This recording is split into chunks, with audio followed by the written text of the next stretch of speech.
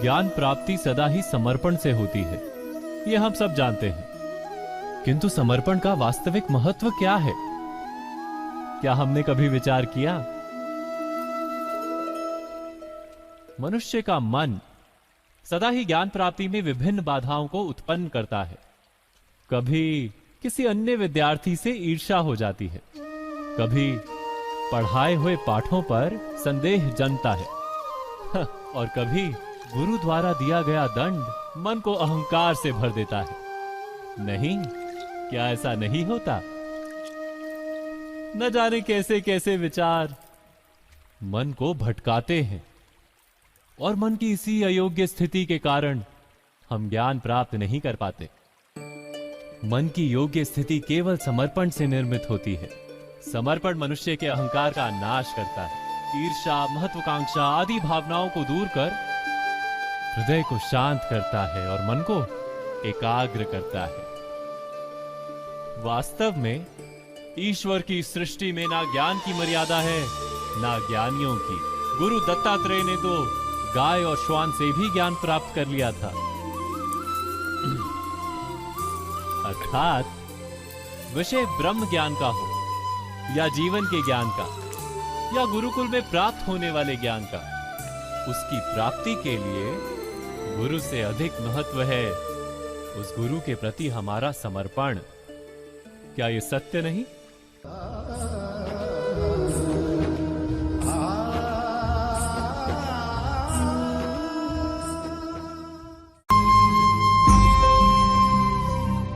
प्रत्येक मनुष्य के जीवन में ऐसा क्षण अवश्य आता है जब सारे स्वप्न, सारी आशाएं, सारे दृश्य ध्वस्त हो जाते हैं। जीवन के सारे आयोजन ही बिखर जाते हैं।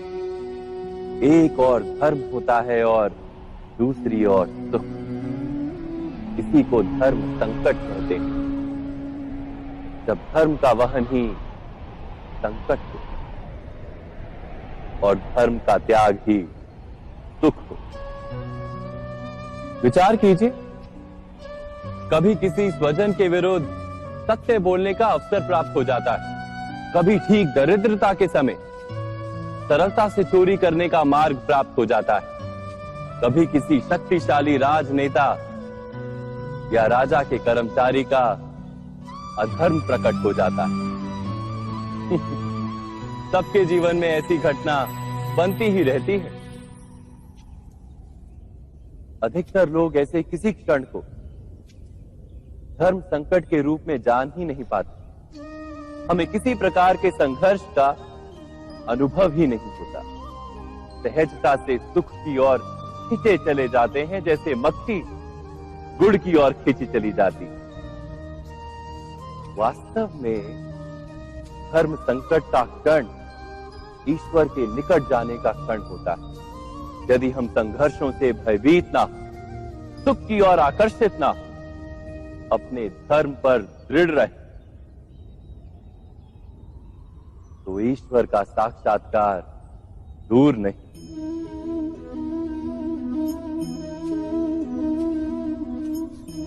पवन से युद्ध करने वाला पत्ता यदि पेड़ से गिरता है तो भी आकाश की ओर उठता है। पवन से झुकने वाली घास वहीं भूमि पर रह जाती है। अर्थात धर्म संकट से यदि हम संकट को ही टाल दें तो सुख तो मिलता है, जीवन बढ़ता है, किंतु क्या चरित्र नहीं टूटता? क्या आत्मा दरिद्र नहीं हो जाती? क्या ईश्वर से अंतर नहीं हो जाता? स्वयं विचार किए। दो व्यक्ति जब निकट आते हैं तो एक दूसरे के लिए सीमाएं और मर्यादाएं निर्मित करने का प्रयत्न अवश्य करते हैं। हम यदि सारे संबंधों पर विचार करें तो देखेंगे कि इन सारे संबंधों का आधार यही सीमाएं हैं जो हम दूसरों के लिए निर्मित करते हैं। और यदि अनजाने में भी कोई अन्य व्यक्ति इन सीमाओं को तोड़ता है तो उसी क्षण हमारा हृदय क्रोध से भर जाता है। इन सीमाओं का वास्तविक रूप क्या है? क्या हमने कभी विचार किया, सीमाओं के द्वारा हम दूसरे व्यक्ति को निर्णय करने की अनुमति नहीं देते, अपना निर्णय उस व्यक्ति पर थोपते, अर्थात किसी की स्वतंत्रता का अस्वीकार करते हैं। और जब स्वतंत्रता का अस्वीकार किया जाता है तो उसका हृदय दुख से भर जाता है, और जब वो सीमाओं को तोड़ता है तो हमारा हृदय क्रोध से भर जाता है। क्या ऐसा नहीं होता?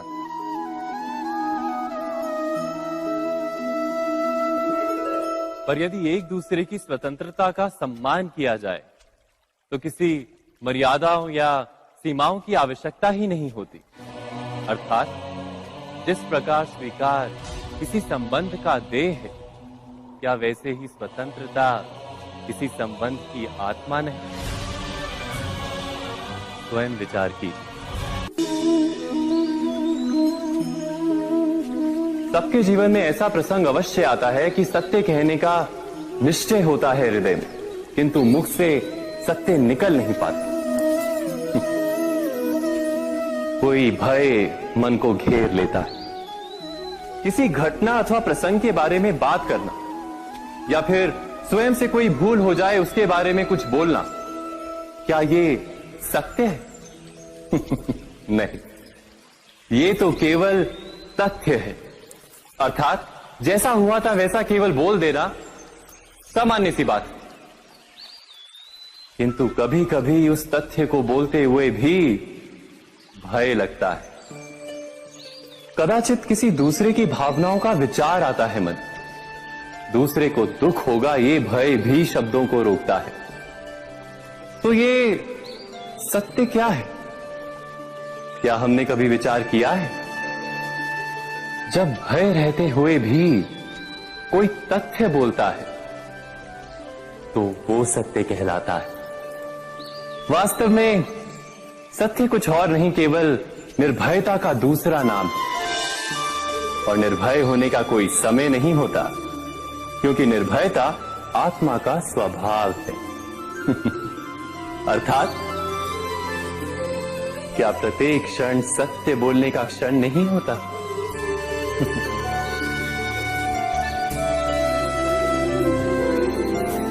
स्वयं विचार कीजिए।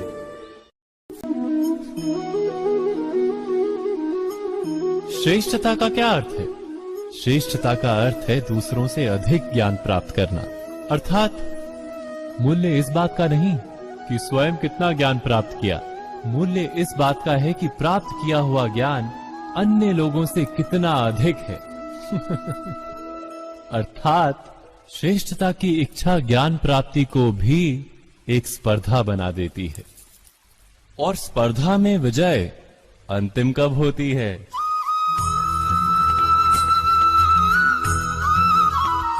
कुछ समय के लिए तो श्रेष्ठ बना जा सकता है, किंतु सदा के लिए कोई श्रेष्ठ नहीं रह पाता। फिर वही असंतोष, पीड़ा और संघर्ष जन्म लेता है। किंतु श्रेष्ठ बनने के बदले यदि उत्तम बनने का प्रयत्न करें तो क्या होगा?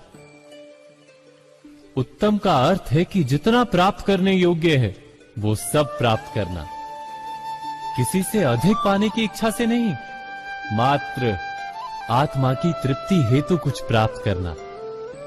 उत्तम के मार्ग पर किसी अन्य से स्पर्धा नहीं होती, स्वयं अपने आप से स्पर्धा होती है। अर्थात उत्तम बनने का प्रयत्न करने वाले को देर अबेर सारा ज्ञान प्राप्त हो जाता है, बिना प्रयत्न के ही वो श्रेष्ठ बन जाता है।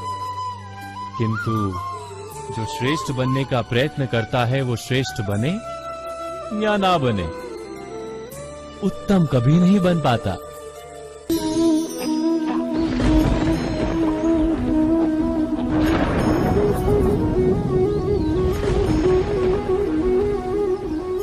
सपनों और पूर्वाभासों के आधार पर हम भविष्य के सुख दुख की कल्पना करते हैं। भविष्य के दुख का कारण दूर करने के लिए हम आज योजना बनाते हैं।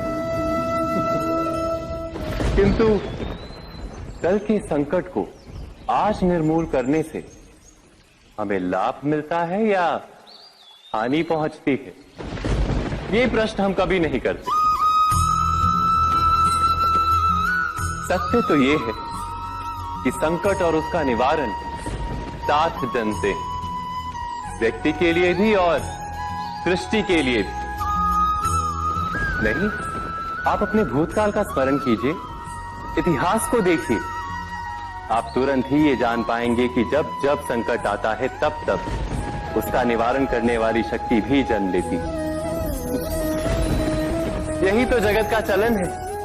वस्तुतः संकट ही शक्ति के जन्म का कारण है। प्रत्येक व्यक्ति जब संकट से निकलता है तो एक पद आगे बढ़ा होता है, अधिक चमकता है, आत्मविश्वास से अधिक भरा होता है, न केवल अपने लिए अपितु विश्व के लिए भी।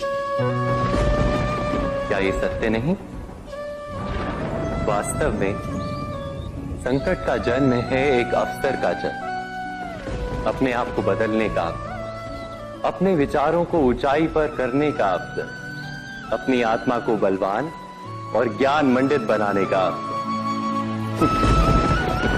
जो ये कर पाता है उसे कोई संकट नहीं होता, किंतु जो ये नहीं कर पाता वो तो स्वयं एक संकट है विश्व के लिए। विचार कीजिए।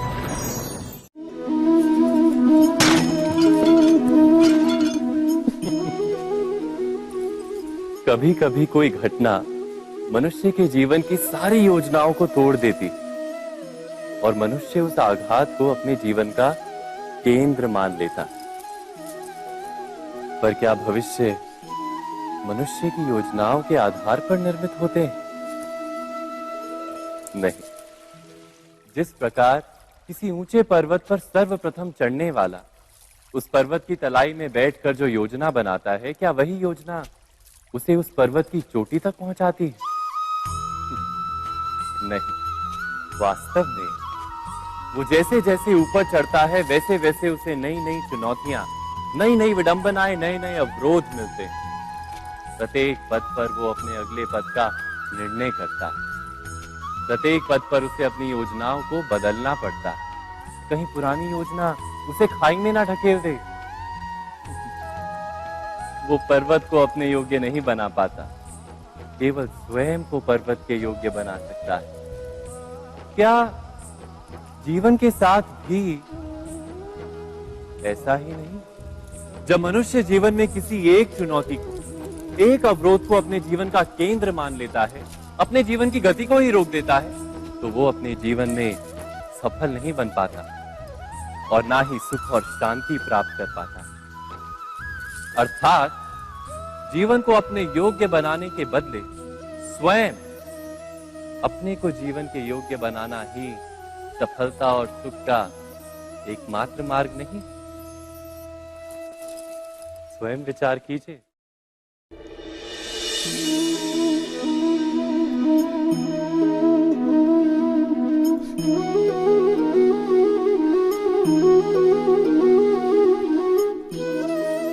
जीवन का हर क्षण निर्णय का क्षण होता है। प्रत्येक पद पर दूसरे पद के विषय में कोई निर्णय करना ही पड़ता है और निर्णय अपना प्रभाव छोड़ जाता है।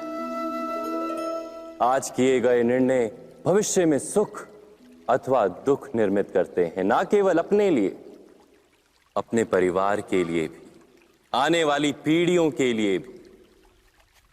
जब कोई दुविधा सामने आती है तो मन व्याकुल हो जाता है, अनिश्चय से भर जाता है। निर्णय का वो क्षण युद्ध बन जाता है और मन बन जाता है युद्ध भूमि। अधिकतर निर्णय हम दुविधा का उपाय करने के लिए नहीं, केवल मन को शांत करने के लिए लेते हैं। पर क्या कोई दौड़ते हुए भोजन कर सकता है? नहीं। तो क्या युद्ध से जूझता हुआ मन कोई योग्य निर्णय ले पाएगा? वास्तव में शांत मन से जब कोई निर्णय करता है तो अपने लिए सुखद भविष्य बनाता है, किंतु अपने मन को शांत करने के लिए जब कोई निर्णय करता है तो वो व्यक्ति भविष्य में अपने लिए कांटों भरा वृक्ष लगाता है। स्वयं विचार कीजिएगा।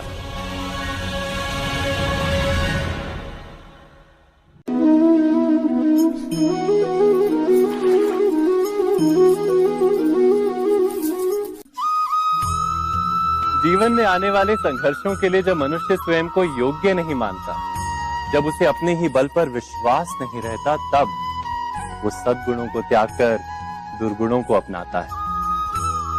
वस्तुतः मनुष्य के जीवन में दुर्जनता जन्म ही तब लेती है जब उसके अंतर में आत्मविश्वास नहीं होता।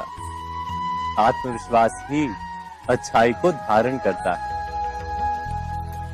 ये आत्मविश्वास है क्या?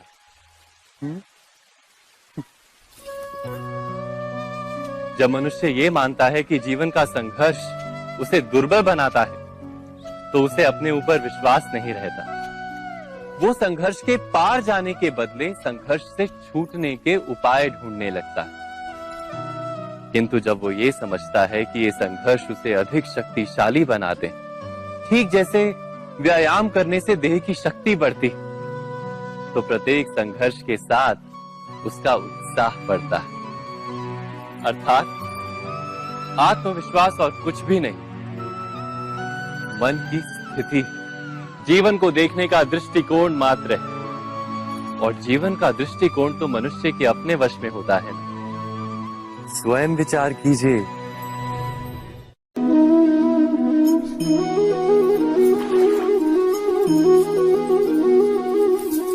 पिता सदा ही अपने संतान के सुख की कामना करते हैं, उनके भविष्य की चिंता करते रहते हैं। इसी कारणवश सदा ही अपने संतानों के भविष्य का मार्ग स्वयं निश्चित करने का प्रयत्न करते रहते हैं। जिस मार्ग पर पिता स्वयं चला है, जिस मार्ग के कंकर पत्थर को स्वयं देखा है, मार्ग की छाया, मार्ग की धूप को स्वयं जाना है, उसी मार्ग पर उसका पुत्र भी चले, यही इच्छा रहती है हर पिता की। निस्संदेह उत्तम भावना है ये। किंतु 3 प्रश्नों के ऊपर विचार करना हम भूल ही जाते हैं। कौन से प्रश्न? प्रथम प्रश्न, क्या समय के साथ प्रत्येक मार्ग बदल नहीं जाते? क्या समय सदा ही नई चुनौतियों को लेकर नहीं आता? तो फिर बीते हुए समय के अनुभव नई पीढ़ी को किस प्रकार लाभ दे सकते हैं?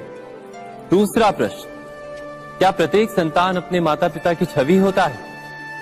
हाँ, संतानों को संस्कार तो अवश्य माता पिता देते हैं, किंतु भीतर की क्षमता तो ईश्वर देते हैं। तो जिस मार्ग पर पिता को सफलता मिली है, विश्वास है कि उसी मार्ग पर उसकी संतानों को भी सफलता और सुख प्राप्त होगा। तीसरा प्रश्न, क्या जीवन के संघर्ष और चुनौतियां लाभकारी नहीं होती? क्या प्रत्येक नया प्रश्न एक नए उत्तर का द्वार नहीं खोलता? तो फिर संतानों को नए नए प्रश्नों, संघर्षों और चुनौतियों से दूर रखना, ये उनके लिए लाभ करना कहलाएगा या हानि पहुंचाना?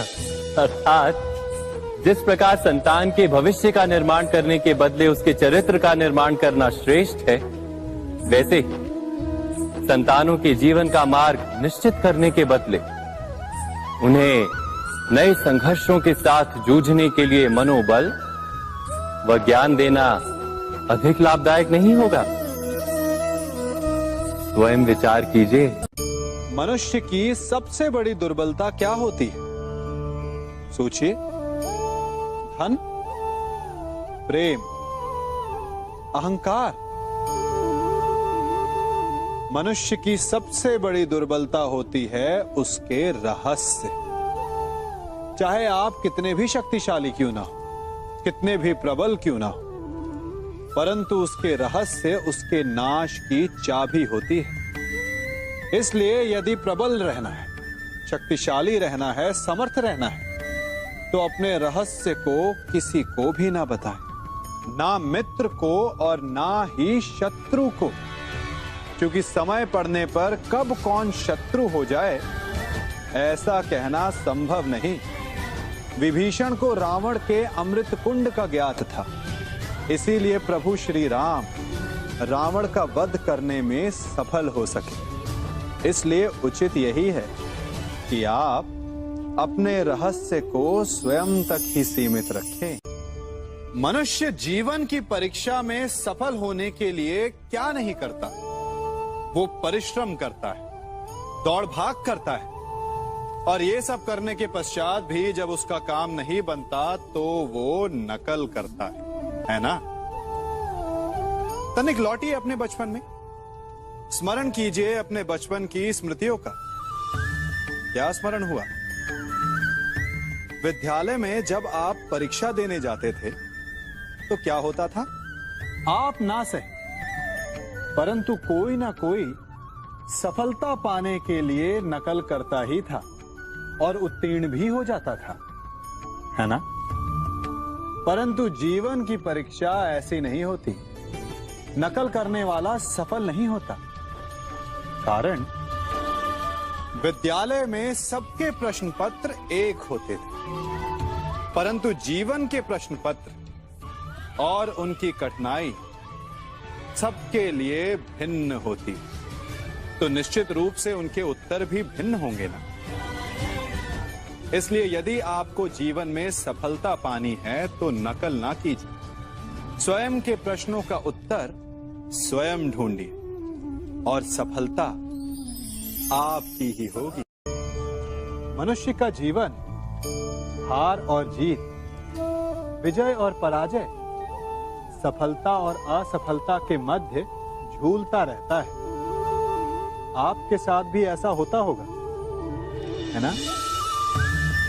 जब आप सफल होते हैं, किसी चुनौती पर विजय पाते हैं, तो मन प्रसन्नता से आनंद के उपवन में झूमने लगता है, और जब आप असफल होते हैं तब मन दुख और पीड़ा के सागर में डूबने लगता है। परंतु वास्तव में सफलता और असफलता है क्या? तनिक ध्यान से सोचिए। ये केवल हमारी मनोस्थिति मात्र है। हमारी पराजय तब नहीं होती जब हमारा शत्रु विजय प्राप्त कर ले।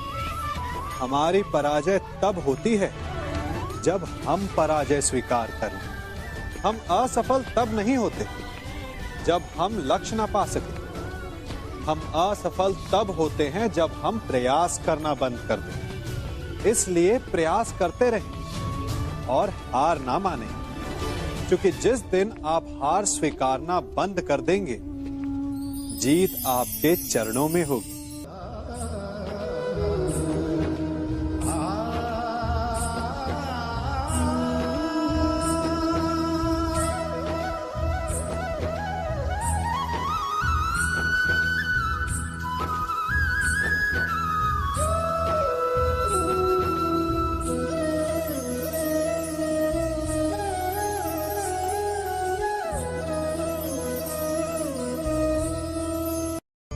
आप सबने बरगद के वृक्ष को तो देखा ही होगा। क्या आपको ज्ञात है, बरगद के वृक्ष के बीज का आकार राई से भी छोटा होता है, परंतु बरगद का वृक्ष संसार के महाकाय वृक्षों में जाना जाता है। जब उसका जन्म होता है तब उसमें वो जटाएं, वो शाखाएं नहीं होती, परंतु जैसे जैसे उसका विस्तार होता है, जैसे जैसे वो अधिक शाखाओं का भार उठाता है, अधिक पत्तियों का सृजन करता है, वैसे वैसे उसकी शाखाएं जटाएं बनकर जड़ तक पहुंचती है और इस वृक्ष को सहारा देती है। ये जीवन का बहुत महत्वपूर्ण पथ है। बिना लोभ लालच शुभ कार्य करें, अन्य लोगों की सहायता करें। धीरे धीरे आपने जिनकी सहायता की वो आपके सहायक बनते जाएं, आपकी जड़ों को और बलशाली बनाएंगे, आयु मान और आकार बढ़ाएंगे। सहजीवन, सहायता और निष्काम कर्म आपको मृत्यु के पश्चात भी मरने नहीं देगा, आपको अमर रखेगा। हमारा शरीर प्रकृति का एक महान आविष्कार है। इससे जटिल संरचना संसार में और कोई नहीं। हमारा शरीर जितना जटिल है, यदि इसे ठीक से जाना जाए तो इससे अधिक सरल ज्ञान देने वाला और कोई नहीं। हमारे शरीर में 5 इंद्रियां होती हैं जो हमें भाव, गुण और वस्तुओं का बोध कराती हैं। हमारे पास आंखें हैं, नाक है, स्पर्श के लिए त्वचा है, कान है और जीभा है। सबका भिन्न भिन्न कार्य है। आंखों से देखना, कानों से सुनना, नथनों से श्वास लेना, त्वचा से स्पर्श करना और जीभा से स्वाद लेना। परंतु क्या आपने कभी सोचा कि प्रकृति ने हमें 2 आंखें दी, 2 नथने दी, 2 कान दी, स्पर्श के लिए ये पूरा शरीर दिया, परंतु जीभा केवल 1 दी? ऐसा क्यों? क्योंकि प्रकृति चाहती है कि हम देखें अधिक, सुने अधिक और ज्ञान अधिक अर्जित करें, बोले कम। क्योंकि अधिक वाचाल नाश को निमंत्रण देता है। स्मरण रखिएगा।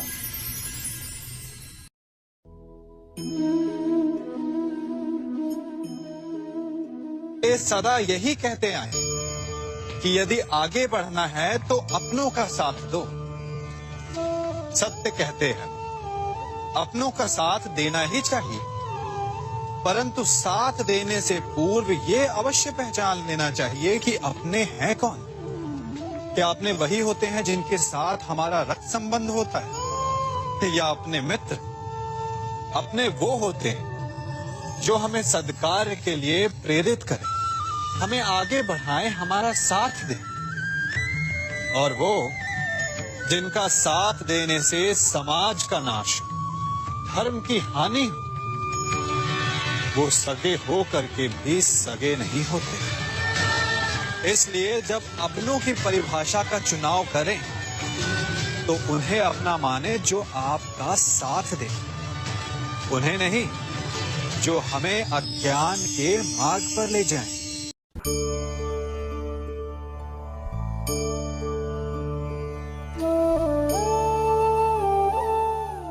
आप जिनसे प्रेम करते हैं, सदा उनके समीप रहना चाहते हैं, नहीं चाहते कि कभी अपनों से दूर होना पड़े, बिछड़ना पड़े। परंतु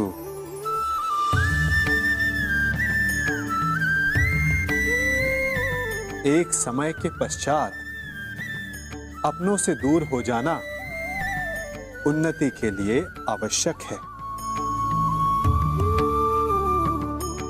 आप माता पिता हैं ना? यदि आप अपनी संतान के जीवन के हर पग पर उनका मार्गदर्शन करते रहेंगे तो आपकी संतान स्वयं मार्ग चुनना कैसे सीखेगी? मार्ग के कांटों से स्वयं को बचाना कैसे सीखेगी? इसीलिए एक समय के पश्चात अपनों से बनाई गई दूरी सदा लाभदायक रहती है। आज मैं आप सबको एक कथा सुनाता हूं। एक दिन प्रातः एक व्यापारी अपने घर से निकला। घर से निकलते ही एक बिल्ली ने उस व्यापारी का मार्ग काट दिया। व्यापारी घबरा गया। वो फिर से घर लौट गया और शुभ घड़ी की प्रतीक्षा करने लगा। और जब वो पुनः अपने घर से निकला तब वो वाहन जा चुका था जिससे राजा तक पहुंचकर उसे भेंट देनी थी। राजा को भेंट नहीं मिली। राजा क्रोधित हो गए। राजा ने उस व्यापारी का व्यापार बंद करवा दिया। इस कारण व्यापारी क्रोधित होकर घर पर अपनी पत्नी से लड़ बैठा। पत्नी अपने बच्चों समेत मैके वापस चली गई और उस व्यापारी के जीवन में यदि कुछ रह गया था तो केवल अंधकार। और इन सब का कारण वो उस बिल्ली को मानता रहा जिसने उसका मार्ग काटा था। ऐसा ही एक दूसरा व्यापारी राजा को भेंट देने निकला और उस व्यापारी का मार्ग भी एक बिल्ली ने काट दिया। वो व्यापारी तनिक घबराया परंतु उसने आगे बढ़ना अधिक उचित समझा। राजा तक वो समय पर पहुंचा। उसने राजा को भेंट दी। राजा प्रसन्न हुए और राजा ने व्यापारी को अपना व्यापार बढ़ाने की अनुमति दी, स्वर्ण आभूषण दी। जब व्यापारी घर पर पहुंचा तो पत्नी को आभूषण और अपने बच्चों को देने के लिए वस्त्र थे उसके पास। हर ओर प्रसन्नता थी। समझ रहे हैं ना, दोनों के साथ एक ही प्रकार की घटना हुई, परंतु दोनों की प्रतिक्रिया भिन्न थी। ऐसा ही हमारा जीवन भी है। हमारे जीवन में प्रारब्ध का अपना स्थान है, परंतु उससे कई अधिक महत्वपूर्ण हमारी प्रतिक्रिया, हमारे सोच का प्रभाव है, क्योंकि यही हमारे जीवन को आकार देते हैं। इसलिए अपनी सोच को सकारात्मक रखिए। आपका जीवन सदैव आनंदमय।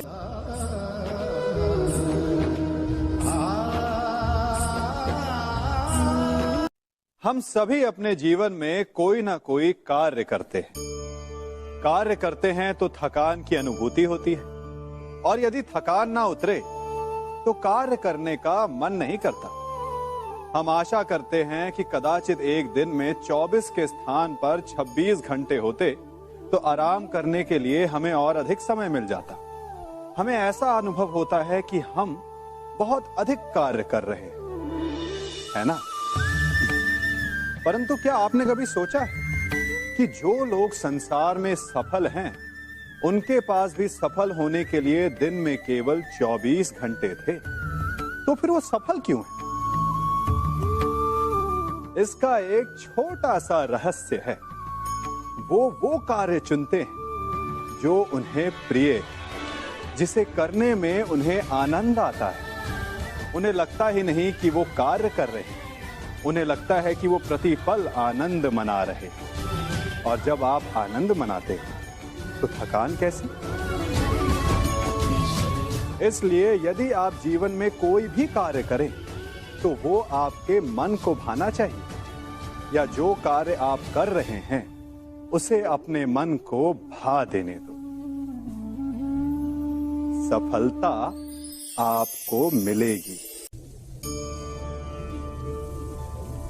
कभी सोचा है हमारा जीवन भी उस रेत की घड़ी की भांति है?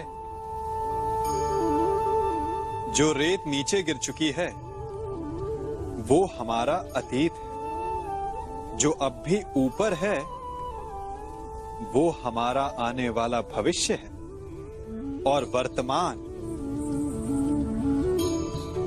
ये संकुचित स्थल है जहां से धीरे धीरे करके रेत गिर रही है। अर्थात हमारे पास जीने के लिए यही एक क्षण है। उसका उपयोग कैसे करना है ये हम पर निर्भर करता है। जो बीत गया उसका दुख मनाना है, या जो भविष्य में होने वाला है उसकी प्रतीक्षा में क्रोध करना है। सब कुछ करने के लिए यही एक क्षण है। प्रसन्न रहना है तो उसके लिए भी यही एक पल है। प्रतीक्षा करते रहोगे तो ये पल भी भूतकाल में बदल जाएगा। इसलिए आनंद के लिए, परोपकार के लिए प्रतीक्षा ना कीजिए। आपके पास जो पल है उनका भरपूर सदुपयोग कीजिए, क्योंकि इस घड़ी को पलटकर आप फिर से समय अवश्य गिन सकते हैं, परंतु अपना बीता हुआ समय आप वापस नहीं लौटा पाएंगे।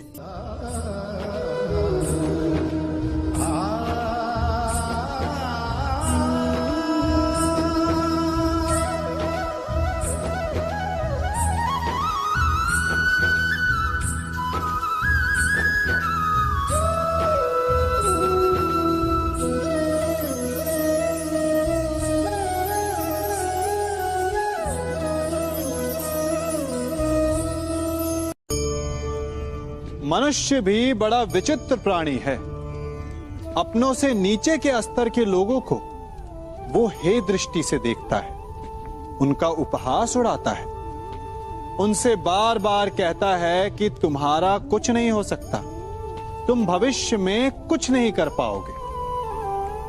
जब मनुष्य के पास धन, संपत्ति, मान होता है तो वो दूसरों का आदर नहीं करता, परंतु वो एक बात भूल जाता है कि उससे भी अधिक शक्तिशाली कोई अस्तित्व में है, और वो है समय।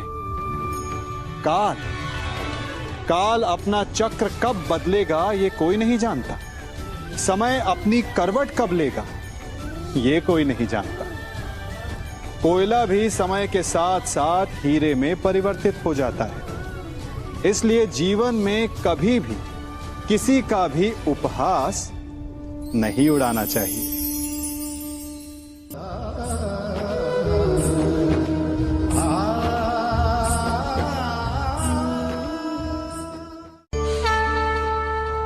गर्व, अभिमान और अहंकार, ये तीनों सुनने में एक जैसे लगते हैं, परंतु तीनों का अर्थ भिन्न होता है और परिणाम भी। तीनों का आरंभ प्रेम से होता है। स्वयं से प्रेम, परिश्रम हमारे मन में गर्व को जन्म देता है और सफलता अभिमान जगाती है। यहां तक ठीक है, परंतु जब ये भावना अहंकार बन जाती है तब वो समस्या बन जाती है, क्योंकि सबसे बुरा अंत अहंकारी का ही होता है। परंतु मनुष्य के लिए पहेली यही है कि पहचाना कैसे जाए कि अहंकार जग गया है और उसका दमन आवश्यक है। इसका उत्तर मैं नहीं, आपका मन देगा। जब तक आप स्वयं से प्रसन्न हैं, जब तक आप सबसे ऊंचा उठने का प्रयास कर रहे हैं, तब तक ठीक है। परंतु जब आपके मन में दूसरों को नीचा समझने का भाव आ जाए तो सावधान हो जाइए, क्योंकि यही अहंकार है जो वास्तव में आपको हीन कर रहा है।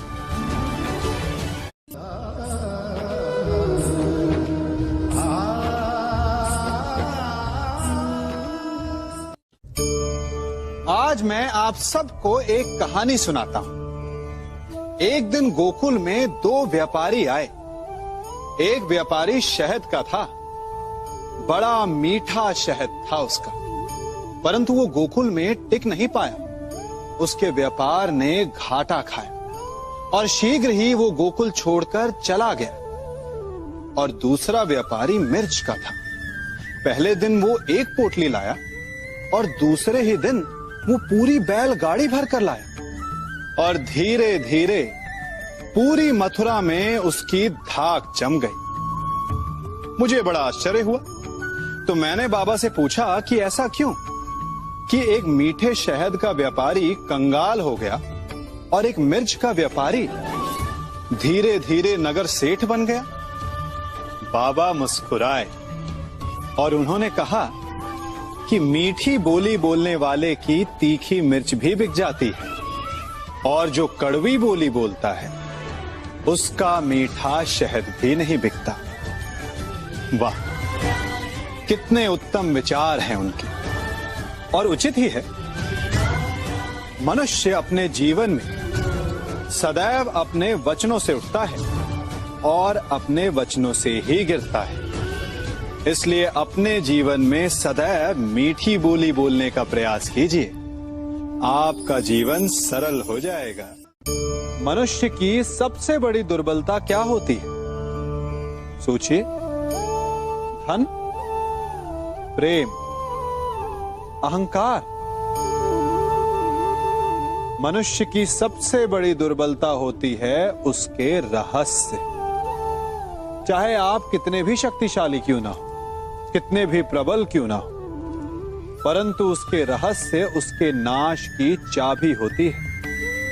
इसलिए यदि प्रबल रहना है, शक्तिशाली रहना है, समर्थ रहना है, तो अपने रहस्य को किसी को भी ना बताएं, ना मित्र को और ना ही शत्रु को, क्योंकि समय पड़ने पर कब कौन शत्रु हो जाए ऐसा कहना संभव नहीं।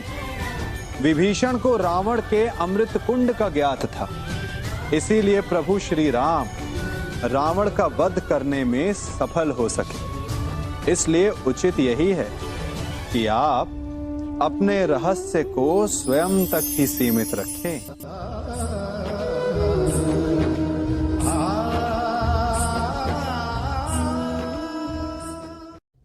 युवा अवस्था भी हमारे जीवन का कितना सुंदर काल होता है ना। बाहु में बल, मन में कुछ बड़ा कर जाने की चाह, आंखों में भविष्य के सुंदर और कोमल सपने। और इसी अवस्था में मनुष्य के भीतर पनपता है प्रेम। किसी को देखकर उस पर मन मोहित हो जाता है और फिर मनुष्य अपना सब कुछ उस पर न्यौछावर कर देना चाहता है। फिर प्रेम की परिणति होती है विवाह में। क्यों?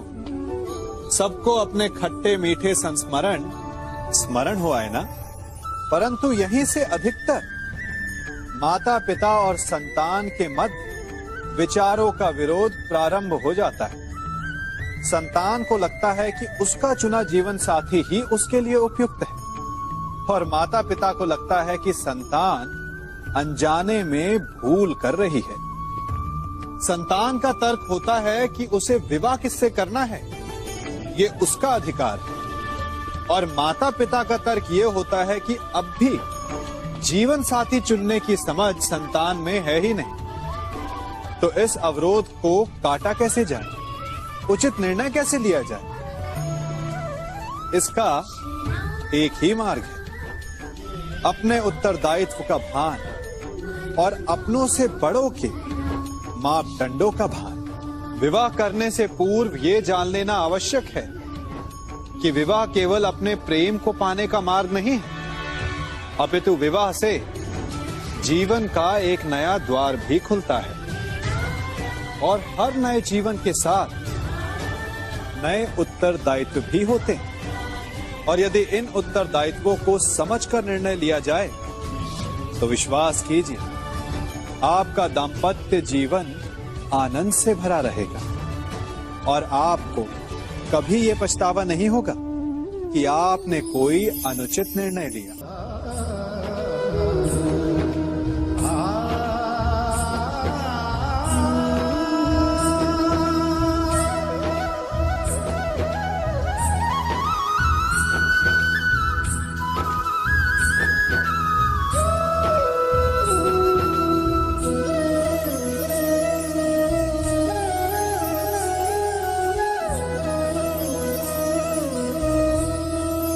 जब सागर का जल वाष्प बनकर उड़ता है तब वो हमें दिखाई नहीं देता। मेघ उस जल को अपने भीतर छिपा लेते हैं, लंबी यात्रा करते हैं, प्रयास करते हैं कि वो जल सदा उनके भीतर छिपा रहे।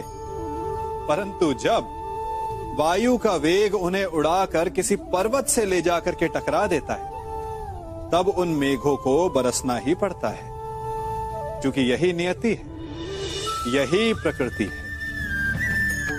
क्योंकि जल को सागर में जाकर मिलना ही है। ठीक ऐसा ही हमारे साथ भी होता है। हम सत्य को अपने मन के मेघों में चाहे जितना छिपाने का प्रयास कर लें, परंतु समय की आंधी उसे वास्तविकता के पर्वत से ले जाकर के टकराकर हमारे समक्ष ले ही आती है। जिस भय के कारण आप सत्य को सामने नहीं लेकर आना चाहते, एक दिन वही भय हमारे समक्ष आकर खड़ा हो जाता है और फिर हम लाचार हो जाते हैं, क्योंकि हमने उस भय का सामना करने की तैयारी नहीं की होती। इसलिए सत्य से भागे नहीं, उसे छिपाए भी नहीं, उसे स्वीकार करें, भविष्य की बड़ी विपत्ति से बच जाएंगे।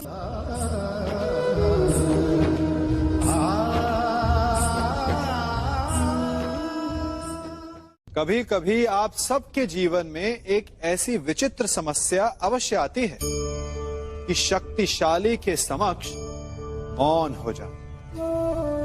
कि उस शक्तिशाली से विवाद करने से बचने के लिए आप मौन रह जाते। मानता हूं ऐसा करने से आप एक विवाद से बच जाते, एक संघर्ष से बच जाते, परंतु ऐसा बचाव एक बड़े संघर्ष को जन्म दे देता है। कैसे? हमारा मौन रहना अनजाने में उसका समर्थन बन जाता है और वो स्वयं को अधिक शक्तिशाली अनुभव करता है और यहां से हमारा दमन प्रारंभ हो जाता है। एक के बाद एक हम अन्याय में अनचाहे रूप से सम्मिलित होते चले जाते हैं। तो इसका तोड़ क्या है? ये समझने के लिए ये जानना आवश्यक है कि ऐसी कौन सी बात है जो आपको विरोध करने से रोकती है। ये सामने वाले की शक्ति नहीं जो आपको रोकती है, ये आपके भीतर छिपा भय है जो आपको रोकता है। हाँ, कभी कभी भय आपकी सुरक्षा अवश्य कर सकता है, परंतु साथ साथ ये भी जानना आवश्यक है कि ये भय ही है जो आपको मौन भी रखता है। इसलिए अपने मन से भय को निकालिए और खुलकर अनीति का, अन्याय का विरोध कीजिए और फिर देखिएगा आपका मन कितना मुक्त, कितना हल्का अनुभव करेगा।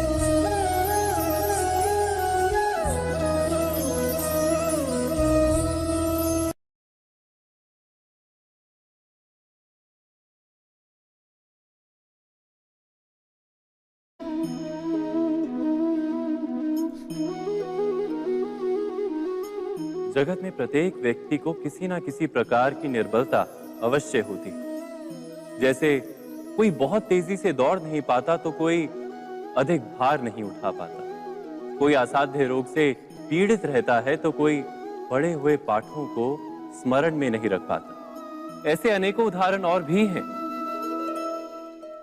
क्या आप किसी ऐसे व्यक्ति को जानते हैं जिसे सब कुछ प्राप्त हो और हम जीवन की उस एक निर्बलता को जीवन का केंद्र मानकर जीते हैं?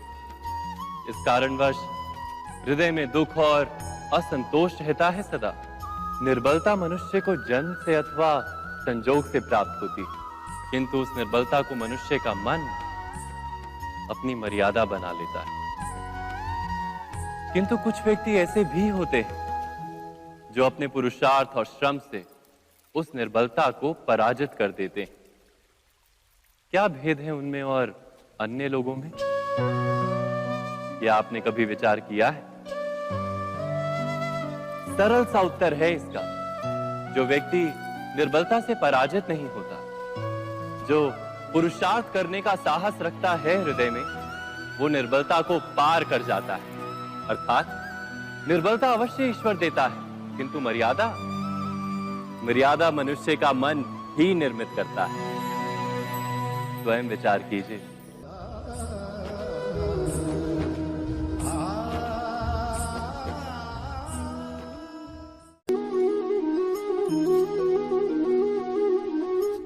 भविष्य का दूसरा नाम है संघर्ष। हृदय में आज इच्छा होती है और यदि पूर्ण नहीं हो पाती तो हृदय भविष्य की योजना बनाता है। भविष्य में इच्छा पूर्ण होगी ऐसी कल्पना करता रहता है, किंतु जीवन ना तो भविष्य में है ना अतीत में। जीवन तो इस क्षण का नाम, अर्थात इस क्षण का अनुभव ही जीवन का अनुभव। पर हम ये जानते हुए भी इतना सा सत्य समझ नहीं पाते। या तो हम बीते हुए समय के स्मरणों को घेर कर बैठे रहते हैं, या फिर आने वाले समय के लिए हम योजनाएं बनाते रहते हैं, और जीवन जीवन बीत जाता है। एक सत्य यदि हम हृदय में उतार लें कि ना हम भविष्य देख सकते हैं, ना ही भविष्य निर्मित कर सकते हैं, हम तो केवल धैर्य और साहस के साथ भविष्य को आलिंगन दे सकते हैं, स्वागत कर सकते हैं भविष्य का। तो क्या जीवन का हर पल जीवन से नहीं भर जाएगा? स्वयं विचार कीजिए।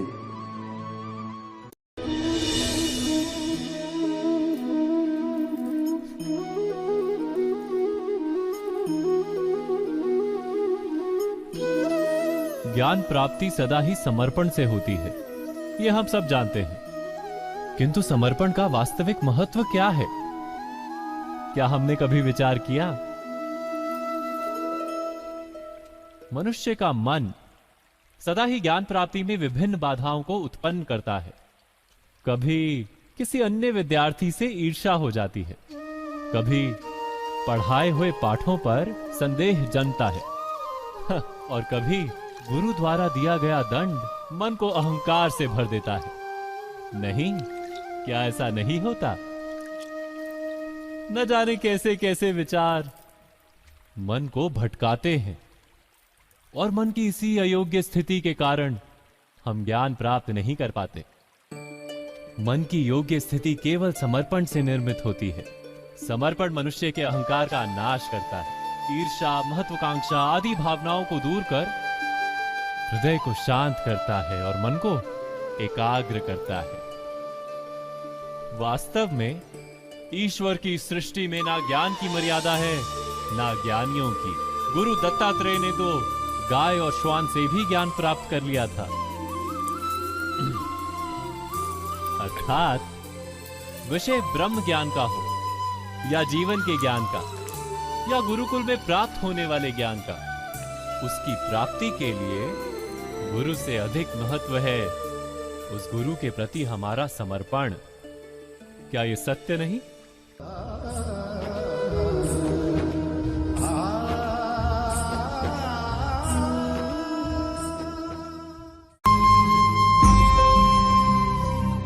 प्रत्येक मनुष्य के जीवन में ऐसा क्षण अवश्य आता है जब सारे स्वप्न, सारी आशाएं, सारे दृश्य ध्वस्त हो जाते हैं। जीवन के सारे आयोजन ही बिखर जाते हैं। एक और धर्म होता है और दूसरी ओर सुख। इसी को धर्म संकट कहते हैं। जब धर्म का वहन ही संकट हो और धर्म का त्याग ही सुख हो। विचार कीजिए, कभी किसी स्वजन के विरुद्ध सत्य बोलने का अवसर प्राप्त हो जाता है, कभी ठीक दरिद्रता के समय सरलता से चोरी करने का मार्ग प्राप्त हो जाता है, कभी किसी शक्तिशाली राजनेता या राजा के कर्मचारी का अधर्म प्रकट हो जाता है। सबके जीवन में ऐसी घटना बनती ही रहती है। अधिकतर लोग ऐसे किसी क्षण को धर्म संकट के रूप में जान ही नहीं पाते। हमें किसी प्रकार के संघर्ष का अनुभव ही नहीं होता। सहजता से सुख की ओर खींचे चले जाते हैं, जैसे मक्खी गुड़ की ओर खींची चली जाती। वास्तव में धर्म संकट का क्षण ईश्वर के निकट जाने का क्षण होता है। यदि हम संघर्षों से भयभीत ना हो, सुख की ओर आकर्षित ना हो, अपने धर्म पर दृढ़ रहे, तो ईश्वर का साक्षात्कार दूर नहीं।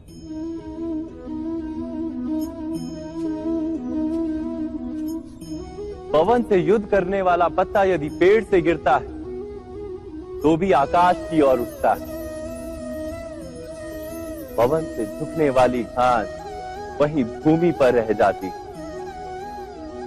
अर्थात धर्म संकट से यदि हम संकट को ही टाल दो। सुख तो मिलता है, जीवन बढ़ता है, किंतु क्या चरित्र नहीं टूटता? क्या आत्मा दरिद्र नहीं हो जाती? क्या ईश्वर से अंतर नहीं हो जाता? स्वयं विचार कीजिए। दो व्यक्ति जब निकट आते हैं तो एक दूसरे के लिए सीमाएं और मर्यादाएं निर्मित करने का प्रयत्न अवश्य करते हैं। हम यदि सारे संबंधों पर विचार करें तो देखेंगे कि इन सारे संबंधों का आधार यही सीमाएं हैं जो हम दूसरों के लिए निर्मित करते हैं। और यदि अनजाने में भी कोई अन्य व्यक्ति इन सीमाओं को तोड़ता है तो उसी क्षण हमारा हृदय क्रोध से भर जाता है। इन सीमाओं का वास्तविक रूप क्या है? क्या हमने कभी विचार किया? सीमाओं के द्वारा हम दूसरे व्यक्ति को निर्णय करने की अनुमति नहीं देते, अपना निर्णय उस व्यक्ति पर थोपते हैं, अर्थात किसी की स्वतंत्रता का अस्वीकार करते हैं। और जब स्वतंत्रता का अस्वीकार किया जाता है तो उसका हृदय दुख से भर जाता है, और जब वो सीमाओं को तोड़ता है तो हमारा हृदय क्रोध से भर जाता है। क्या ऐसा नहीं होता?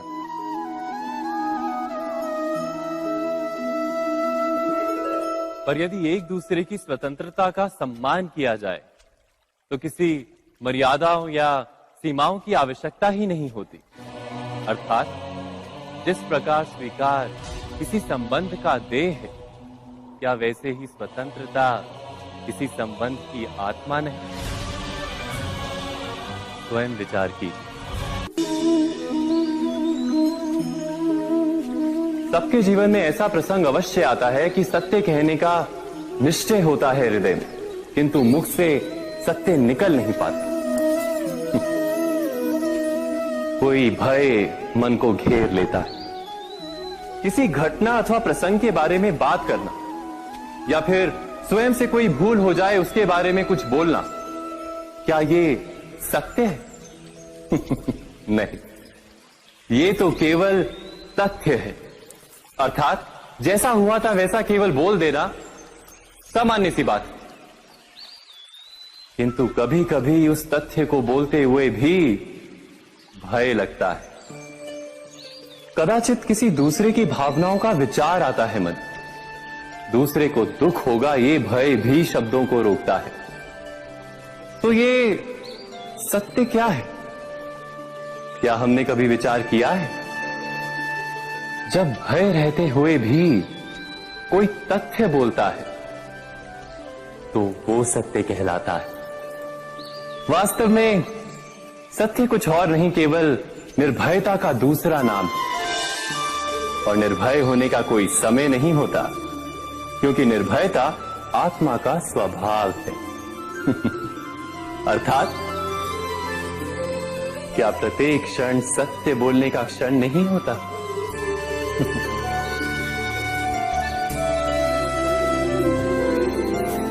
स्वयं विचार कीजिए।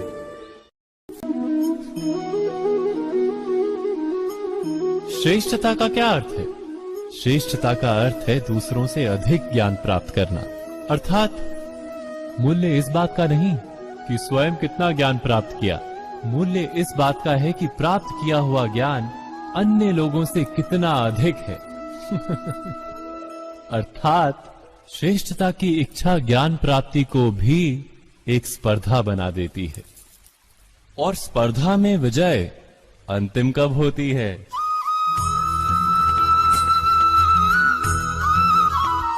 कुछ समय के लिए तो श्रेष्ठ बना जा सकता है, किंतु सदा के लिए कोई श्रेष्ठ नहीं रह पाता। फिर वही असंतोष, पीड़ा और संघर्ष जन्म लेता है।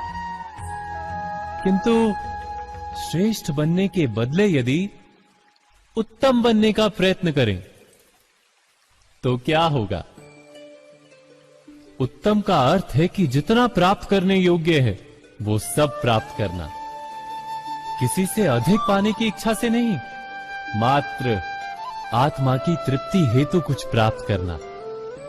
उत्तम के मार्ग पर किसी अन्य से स्पर्धा नहीं होती, स्वयं अपने आप से स्पर्धा होती है। अर्थात उत्तम बनने का प्रयत्न करने वाले को देर अबेर सारा ज्ञान प्राप्त हो जाता है। बिना प्रयत्न के ही वो श्रेष्ठ बन जाता है। किंतु जो श्रेष्ठ बनने का प्रयत्न करता है वो श्रेष्ठ बने या ना बने, उत्तम कभी नहीं बन पाता।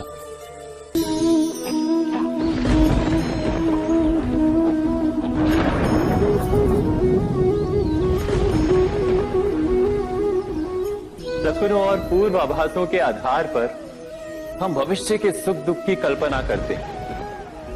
भविष्य के दुख का कारण दूर करने के लिए हम आज योजना बनाते हैं।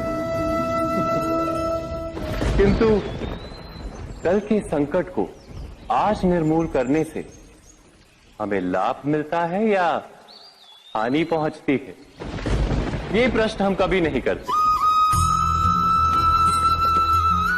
सत्य तो ये है कि संकट और उसका निवारण साथ जनते हैं, व्यक्ति के लिए भी और सृष्टि के लिए भी। नहीं, आप अपने भूतकाल का स्मरण कीजिए, इतिहास को देखिए, आप तुरंत ही ये जान पाएंगे कि जब जब संकट आता है तब तब उसका निवारण करने वाली शक्ति भी जन्म लेती है।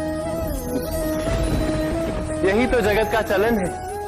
वस्तुतः संकट ही शक्ति के जन्म का कारण है। प्रत्येक व्यक्ति जब संकट से निकलता है तो एक पद आगे बढ़ा होता है, अधिक चमकता है, आत्मविश्वास से अधिक भरा होता है, न केवल अपने लिए अपितु विश्व के लिए भी। क्या ये सत्य नहीं?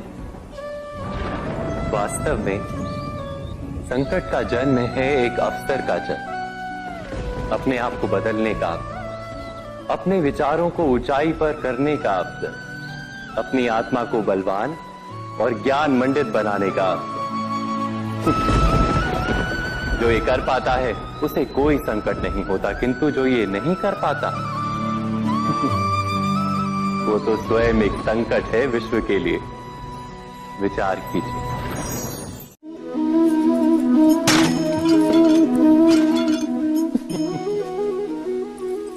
कभी कभी कोई घटना मनुष्य के जीवन की सारी योजनाओं को तोड़ देती और मनुष्य उस आघात को अपने जीवन का केंद्र मान लेता।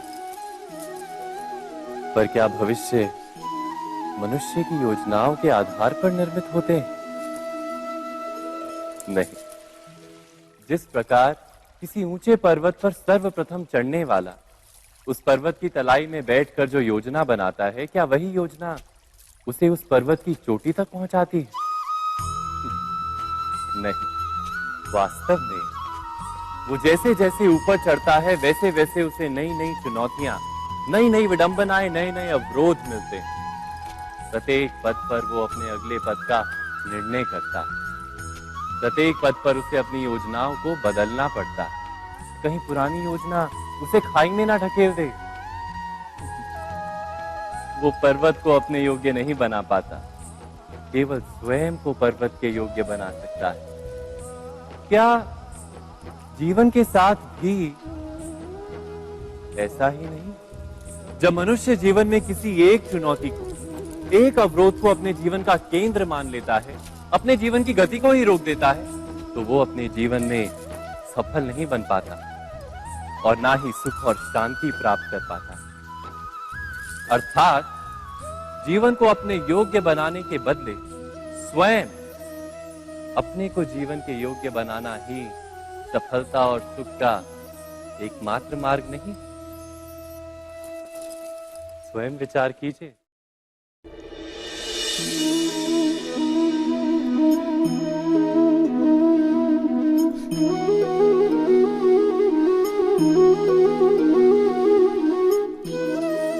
जीवन का हर क्षण निर्णय का क्षण होता है। प्रत्येक पद पर दूसरे पद के विषय में कोई निर्णय करना ही पड़ता है और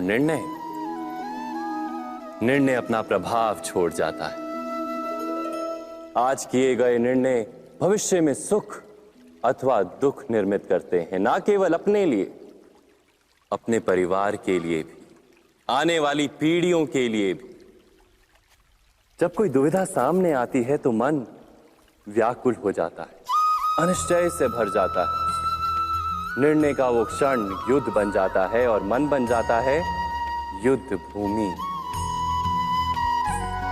अधिकतर निर्णय हम दुविधा का उपाय करने के लिए नहीं, केवल मन को शांत करने के लिए लेते हैं। पर क्या कोई दौड़ते हुए भोजन कर सकता है? नहीं। तो क्या युद्ध से जूझता हुआ मन कोई योग्य निर्णय ले पाएगा? वास्तव में शांत मन से जब कोई निर्णय करता है तो अपने लिए सुखद भविष्य बनाता है, किंतु अपने मन को शांत करने के लिए जब कोई निर्णय करता है तो वो व्यक्ति भविष्य में अपने लिए कांटों भरा वृक्ष लगाता है। स्वयं विचार कीजिएगा।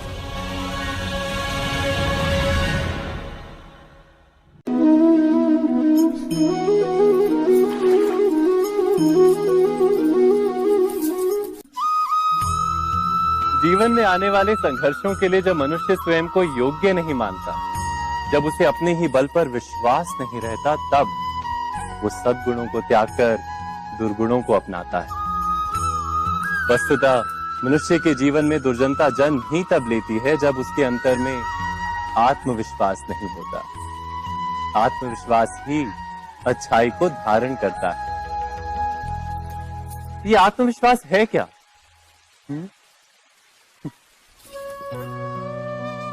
जब मनुष्य ये मानता है कि जीवन का संघर्ष उसे दुर्बल बनाता है, तो उसे अपने ऊपर विश्वास नहीं रहता।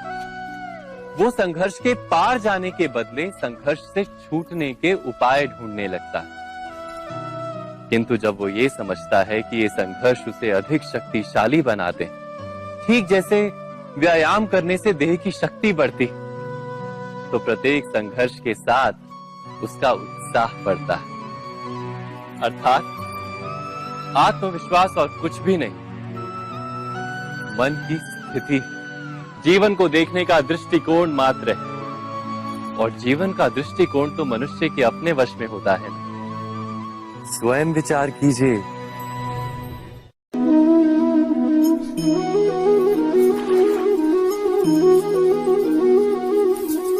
पिता सदा ही अपने संतान के सुख की कामना करते हैं, उनके भविष्य की चिंता करते रहते हैं। इसी कारणवश सदा ही अपने संतानों के भविष्य का मार्ग स्वयं निश्चित करने का प्रयत्न करते रहते हैं। जिस मार्ग पर पिता स्वयं चला है, जिस मार्ग के कंकर पत्थर को स्वयं देखा है, मार्ग की छाया, मार्ग की धूप को स्वयं जाना है, उसी मार्ग पर उसका पुत्र भी चले, यही इच्छा रहती है हर पिता की। निस्संदेह उत्तम भावना है ये। किंतु 3 प्रश्नों के ऊपर विचार करना हम भूल ही जाते हैं। कौन से प्रश्न? प्रथम प्रश्न, क्या समय के साथ प्रत्येक मार्ग बदल नहीं जाते? क्या समय सदा ही नई चुनौतियों को लेकर नहीं आता? तो फिर बीते हुए समय के अनुभव नई पीढ़ी को किस प्रकार लाभ दे सकते हैं? दूसरा प्रश्न, क्या प्रत्येक संतान अपने माता पिता की छवि होता है? हाँ, संतानों को संस्कार तो अवश्य माता पिता देते हैं, किंतु भीतर की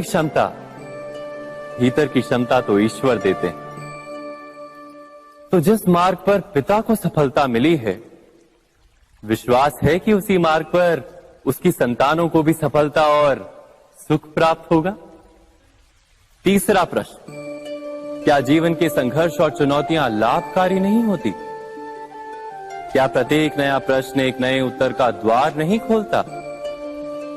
तो फिर संतानों को नए नए प्रश्नों, संघर्षों और चुनौतियों से दूर रखना, ये उनके लिए लाभ करना कहलाएगा या हानि पहुंचाना? अर्थात जिस प्रकार संतान के भविष्य का निर्माण करने के बदले उसके चरित्र का निर्माण करना श्रेष्ठ है, वैसे ही संतानों के जीवन का मार्ग निश्चित करने के बदले उन्हें नए संघर्षों के साथ जूझने के लिए मनोबल व ज्ञान देना अधिक लाभदायक नहीं होगा? स्वयं विचार कीजिए। मनुष्य की सबसे बड़ी दुर्बलता क्या होती है? सोचिए। धन, प्रेम, अहंकार। मनुष्य की सबसे बड़ी दुर्बलता होती है उसके रहस्य। चाहे आप कितने भी शक्तिशाली क्यों ना हो, कितने भी प्रबल क्यों ना हो, परंतु उसके रहस्य उसके नाश की चाबी होती है। इसलिए यदि प्रबल रहना है, शक्तिशाली रहना है, समर्थ रहना है, तो अपने रहस्य को किसी को भी ना बताएं, ना मित्र को और ना ही शत्रु को, क्योंकि समय पड़ने पर कब कौन शत्रु हो जाए ऐसा कहना संभव नहीं। विभीषण को रावण के अमृत कुंड का ज्ञात था, इसीलिए प्रभु श्री राम रावण का वध करने में सफल हो सके। इसलिए उचित यही है कि आप अपने रहस्य को स्वयं तक ही सीमित रखें। मनुष्य जीवन की परीक्षा में सफल होने के लिए क्या नहीं करता? वो परिश्रम करता है, दौड़ भाग करता है, और ये सब करने के पश्चात भी जब उसका काम नहीं बनता तो वो नकल करता है ना? तनिक लौटिए अपने बचपन में, स्मरण कीजिए अपने बचपन की स्मृतियों का। क्या स्मरण हुआ? विद्यालय में जब आप परीक्षा देने जाते थे तो क्या होता था?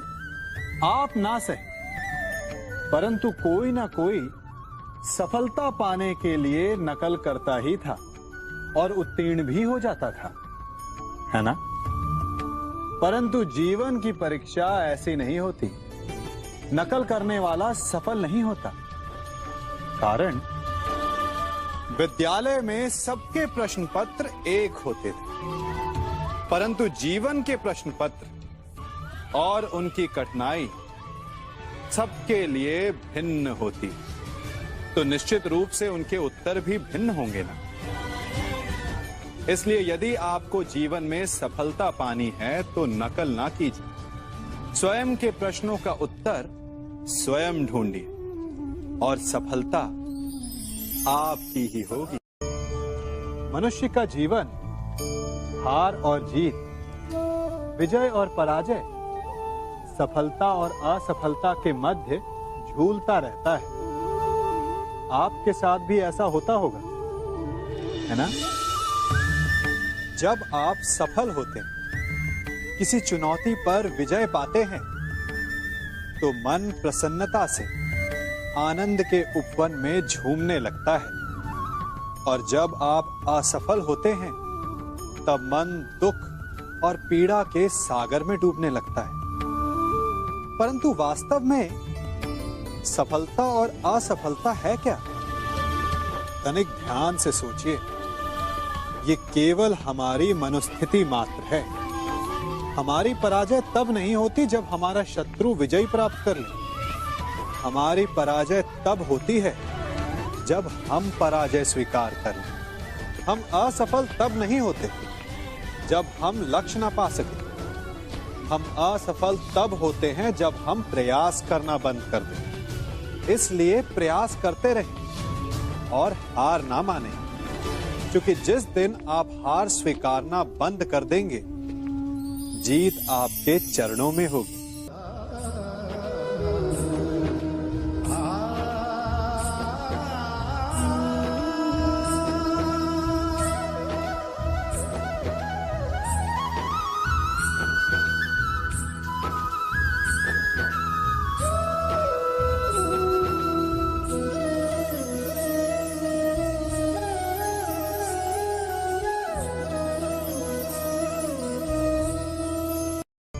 आप सबने बरगद के वृक्ष को तो देखा ही होगा।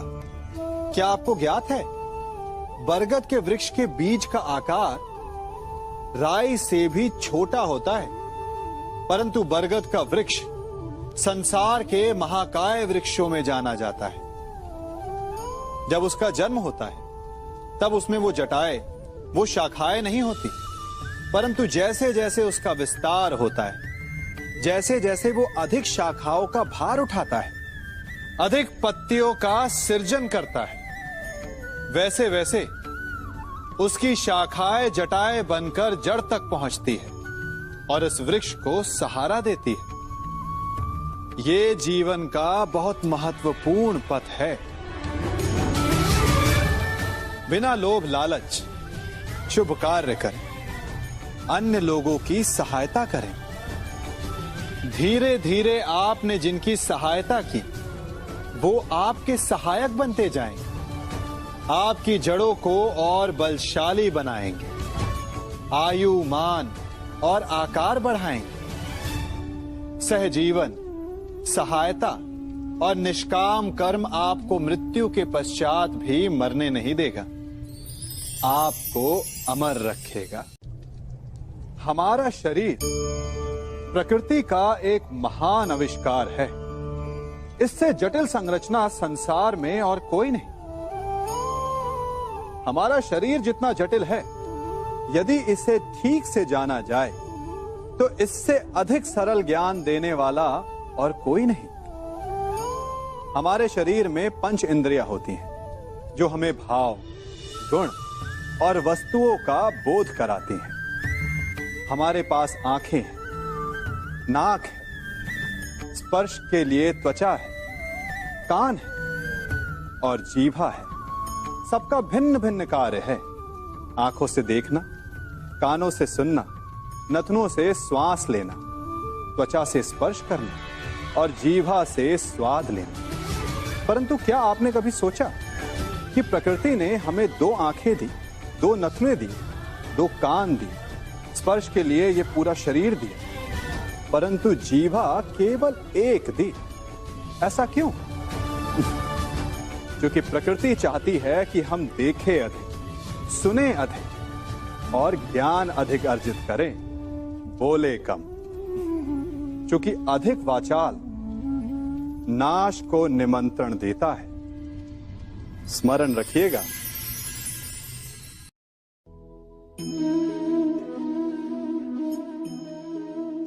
ये सदा यही कहते आए कि यदि आगे बढ़ना है तो अपनों का साथ दो।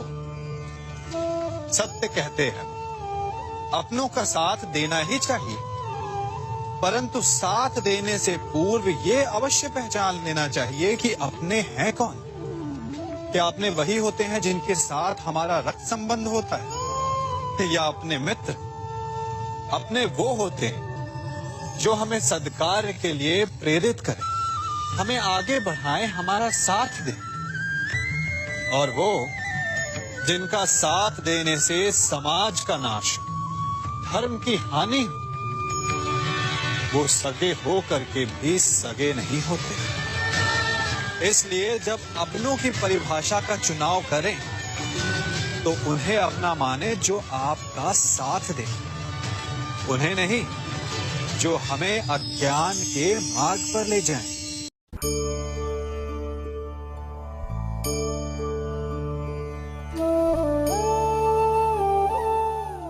आप जिनसे प्रेम करते हैं, सदा उनके समीप रहना चाहते हैं, नहीं चाहते कि कभी अपनों से दूर होना पड़े, बिछड़ना पड़े।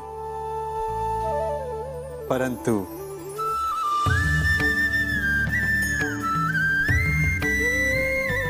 एक समय के पश्चात अपनों से दूर हो जाना उन्नति के लिए आवश्यक है। आप माता पिता हैं ना? यदि आप अपनी संतान के जीवन के हर पग पर उनका मार्गदर्शन करते रहेंगे तो आपकी संतान स्वयं मार्ग चुनना कैसे सीखेगी? मार्ग के कांटों से स्वयं को बचाना कैसे सीखेगी? इसीलिए एक समय के पश्चात अपनों से बनाई गई दूरी सदा लाभदायक रहती है। आज मैं आप सबको एक कथा सुनाता हूं। एक दिन प्रातः एक व्यापारी अपने घर से निकला। घर से निकलते ही एक बिल्ली ने उस व्यापारी का मार्ग काट दिया। व्यापारी घबरा गया, वो फिर से घर लौट गया और शुभ घड़ी की प्रतीक्षा करने लगा। और जब वो पुनः अपने घर से निकला तब वो वाहन जा चुका था जिससे राजा तक पहुंचकर उसे भेंट देनी थी। राजा को भेंट नहीं मिली, राजा क्रोधित हो गए। राजा ने उस व्यापारी का व्यापार बंद करवा दिया। इस कारण व्यापारी क्रोधित होकर घर पर अपनी पत्नी से लड़ बैठा। पत्नी अपने बच्चों समेत मैके वापस चली गई और उस व्यापारी के जीवन में यदि कुछ रह गया था तो केवल अंधकार। और इन सब का कारण वो उस बिल्ली को मानता रहा जिसने उसका मार्ग काटा था। ऐसा ही एक दूसरा व्यापारी राजा को भेंट देने निकला और उस व्यापारी का मार्ग भी एक बिल्ली ने काट दिया। वो व्यापारी तनिक घबराया, परंतु उसने आगे बढ़ना अधिक उचित समझा। राजा तक वो समय पर पहुंचा। उसने राजा को भेंट दी। राजा प्रसन्न हुए और राजा ने व्यापारी को अपना व्यापार बढ़ाने की अनुमति दी, स्वर्ण आभूषण दी। जब व्यापारी घर पर पहुंचा तो पत्नी को आभूषण और अपने बच्चों को देने के लिए वस्त्र थे उसके पास। हर ओर प्रसन्नता थी। समझ रहे हैं ना? दोनों के साथ एक ही प्रकार की घटना हुई, परंतु दोनों की प्रतिक्रिया भिन्न थी। ऐसा ही हमारा जीवन भी है। हमारे जीवन में प्रारब्ध का अपना स्थान है, परंतु उससे कई अधिक महत्वपूर्ण हमारी प्रतिक्रिया, हमारे सोच का प्रभाव है, क्योंकि यही हमारे जीवन को आकार देते हैं। इसलिए अपनी सोच को सकारात्मक रखिए। आपका जीवन सदैव आनंदमय।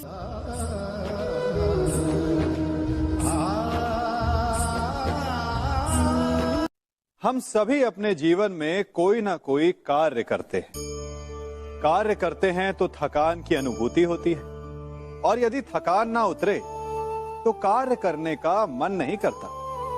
हम आशा करते हैं कि कदाचित एक दिन में 24 के स्थान पर 26 घंटे होते तो आराम करने के लिए हमें और अधिक समय मिल जाता। हमें ऐसा अनुभव होता है कि हम बहुत अधिक कार्य कर रहे हैं, है ना? परंतु क्या आपने कभी सोचा है कि जो लोग संसार में सफल हैं, उनके पास भी सफल होने के लिए दिन में केवल 24 घंटे थे, तो फिर वो सफल क्यों है? इसका एक छोटा सा रहस्य है। वो कार्य चुनते हैं जो उन्हें प्रिय है, जिसे करने में उन्हें आनंद आता है। उन्हें लगता ही नहीं कि वो कार्य कर रहे हैं, उन्हें लगता है कि वो प्रतिपल आनंद मना रहे। और जब आप आनंद मनाते हैं तो थकान कैसी? इसलिए यदि आप जीवन में कोई भी कार्य करें तो वो आपके मन को भाना चाहिए, या जो कार्य आप कर रहे हैं उसे अपने मन को भा देने दो। सफलता आपको मिलेगी। कभी सोचा है हमारा जीवन भी उस रेत की घड़ी की भांति है?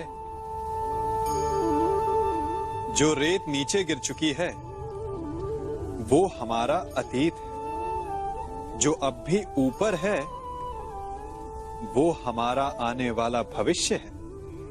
और वर्तमान ये संकुचित स्थल है जहां से धीरे धीरे करके रेत गिर रही है। अर्थात हमारे पास जीने के लिए यही एक क्षण है। उसका उपयोग कैसे करना है ये हम पर निर्भर करता है। जो बीत गया उसका दुख मनाना है, या जो भविष्य में होने वाला है उसकी प्रतीक्षा में क्रोध करना है। सब कुछ करने के लिए यही एक क्षण है। प्रसन्न रहना है तो उसके लिए भी यही एक पल है। प्रतीक्षा करते रहोगे तो ये पल भी भूतकाल में बदल जाएगा। इसलिए आनंद के लिए परोपकार के लिए प्रतीक्षा ना कीजिए। आपके पास जो पल है उनका भरपूर सदुपयोग कीजिए, क्योंकि इस घड़ी को पलटकर आप फिर से समय अवश्य गिन सकते हैं, परंतु अपना बीता हुआ समय आप वापस नहीं लौटा पाएंगे।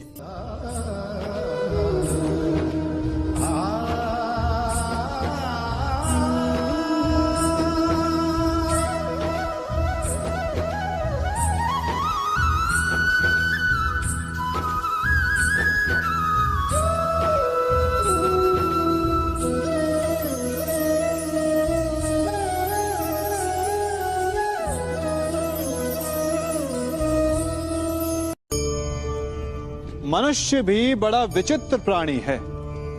अपनों से नीचे के स्तर के लोगों को वो हे दृष्टि से देखता है, उनका उपहास उड़ाता है, उनसे बार बार कहता है कि तुम्हारा कुछ नहीं हो सकता, तुम भविष्य में कुछ नहीं कर पाओगे। जब मनुष्य के पास धन, संपत्ति, मान होता है तो वो दूसरों का आदर नहीं करता, परंतु वो एक बात भूल जाता है कि उससे भी अधिक शक्तिशाली कोई अस्तित्व में है, और वो है समय। काल काल अपना चक्र कब बदलेगा ये कोई नहीं जानता। समय अपनी करवट कब लेगा ये कोई नहीं जानता। कोयला भी समय के साथ साथ हीरे में परिवर्तित हो जाता है। इसलिए जीवन में कभी भी किसी का भी उपहास नहीं उड़ाना चाहिए।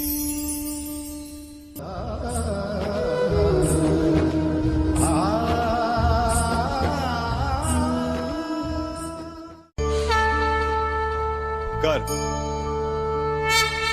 अभिमान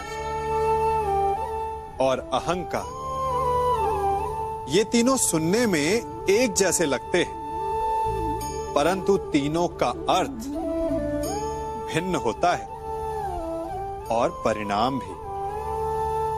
तीनों का आरंभ प्रेम से होता है।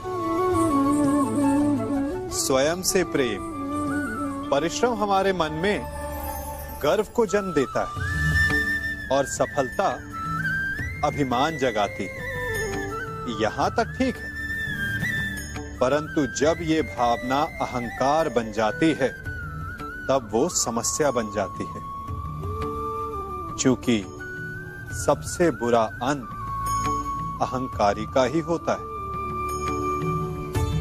परंतु मनुष्य के लिए पहेली यही है कि पहचाना कैसे जाए कि अहंकार जग गया है और उसका दमन आवश्यक है।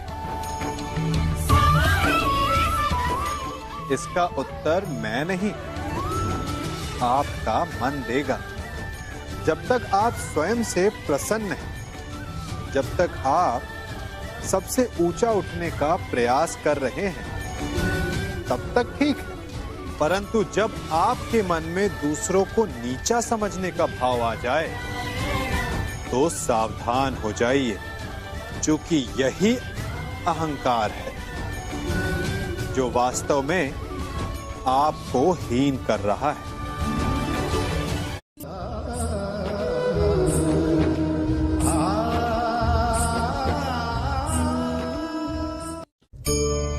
आज मैं आप सबको एक कहानी सुनाता हूं। एक दिन गोकुल में दो व्यापारी आए।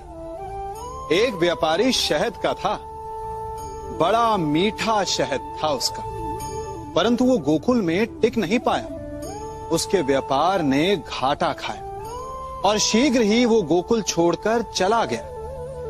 और दूसरा व्यापारी मिर्च का था। पहले दिन वो एक पोटली लाया और दूसरे ही दिन वो पूरी बैलगाड़ी भर कर लाया, और धीरे धीरे पूरी मथुरा में उसकी धाक जम गई। मुझे बड़ा आश्चर्य हुआ, तो मैंने बाबा से पूछा कि ऐसा क्यों, कि एक मीठे शहद का व्यापारी कंगाल हो गया और एक मिर्च का व्यापारी धीरे धीरे नगर सेठ बन गया। बाबा मुस्कुराए और उन्होंने कहा कि मीठी बोली बोलने वाले की तीखी मिर्च भी बिक जाती है और जो कड़वी बोली बोलता है उसका मीठा शहद भी नहीं बिकता। वाह, कितने उत्तम विचार हैं उनके, और उचित ही है। मनुष्य अपने जीवन में सदैव अपने वचनों से उठता है और अपने वचनों से ही गिरता है। इसलिए अपने जीवन में सदैव मीठी बोली बोलने का प्रयास कीजिए, आपका जीवन सरल हो जाएगा। मनुष्य की सबसे बड़ी दुर्बलता क्या होती है? सोचिए। धन, प्रेम, अहंकार। मनुष्य की सबसे बड़ी दुर्बलता होती है उसके रहस्य। चाहे आप कितने भी शक्तिशाली क्यों ना हो, कितने भी प्रबल क्यों ना हो, परंतु उसके रहस्य उसके नाश की चाबी होती है। इसलिए यदि प्रबल रहना है, शक्तिशाली रहना है, समर्थ रहना है, तो अपने रहस्य को किसी को भी ना बताएं, ना मित्र को और ना ही शत्रु को, क्योंकि समय पड़ने पर कब कौन शत्रु हो जाए ऐसा कहना संभव नहीं। विभीषण को रावण के अमृत कुंड का ज्ञात था, इसीलिए प्रभु श्री राम रावण का वध करने में सफल हो सके। इसलिए उचित यही है कि आप अपने रहस्य को स्वयं तक ही सीमित रखें।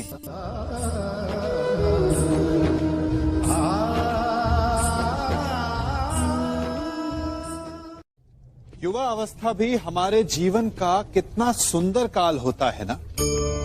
बाहु में बल, मन में कुछ बड़ा कर जाने की चाह, आंखों में भविष्य के सुंदर और कोमल सपने। और इसी अवस्था में मनुष्य के भीतर पनपता है प्रेम। किसी को देखकर उस पर मन मोहित हो जाता है और फिर मनुष्य अपना सब कुछ उस पर न्यौछावर कर देना चाहता है। फिर प्रेम की परिणति होती है विवाह में। क्यों? सबको अपने खट्टे मीठे संस्मरण स्मरण हुआ है ना। परंतु यहीं से अधिकतर माता पिता और संतान के मध्य विचारों का विरोध प्रारंभ हो जाता है। संतान को लगता है कि उसका चुना जीवन साथी ही उसके लिए उपयुक्त है, और माता पिता को लगता है कि संतान अनजाने में भूल कर रही है। संतान का तर्क होता है कि उसे विवाह किससे करना है, ये उसका अधिकार है, और माता पिता का तर्क ये होता है कि अब भी जीवन साथी चुनने की समझ संतान में है ही नहीं। तो इस अवरोध को काटा कैसे जाए, उचित निर्णय कैसे लिया जाए? इसका एक ही मार्ग है, अपने उत्तरदायित्व का भान और अपनों से बड़ों के मापदंडों का भान। विवाह करने से पूर्व ये जान लेना आवश्यक है कि विवाह केवल अपने प्रेम को पाने का मार्ग नहीं है, अपितु विवाह से जीवन का एक नया द्वार भी खुलता है, और हर नए जीवन के साथ नए उत्तरदायित्व भी होते हैं। और यदि इन उत्तरदायित्वों को समझकर निर्णय लिया जाए तो विश्वास कीजिए आपका दाम्पत्य जीवन आनंद से भरा रहेगा, और आपको कभी ये पछतावा नहीं होगा कि आपने कोई अनुचित निर्णय लिया।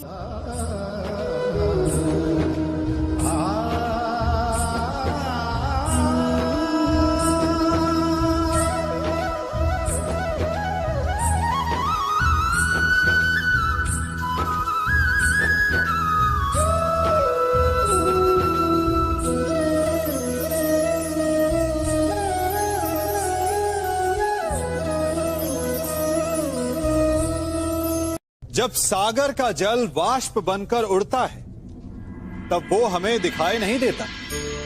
मेघ उस जल को अपने भीतर छिपा लेते हैं, लंबी यात्रा करते हैं, प्रयास करते हैं कि वो जल सदा उनके भीतर छिपा रहे। परंतु जब वायु का वेग उन्हें उड़ाकर किसी पर्वत से ले जाकर के टकरा देता है तब उन मेघों को बरसना ही पड़ता है, क्योंकि यही नियति है, यही प्रकृति है। क्योंकि जल को सागर में जाकर मिलना ही है। ठीक ऐसा ही हमारे साथ भी होता है। हम सत्य को अपने मन के मेघों में चाहे जितना छिपाने का प्रयास कर लें, परंतु समय की आंधी उसे वास्तविकता के पर्वत से ले जाकर के टकराकर हमारे समक्ष ले ही आती है। जिस भय के कारण आप सत्य को सामने नहीं लेकर आना चाहते, एक दिन वही भय हमारे समक्ष आकर खड़ा हो जाता है और फिर हम लाचार हो जाते हैं, क्योंकि हमने उस भय का सामना करने की तैयारी नहीं की होती। इसलिए सत्य से भागे नहीं, उसे छिपाए भी नहीं, उसे स्वीकार करें। भविष्य की बड़ी विपत्ति से बच जाएंगे।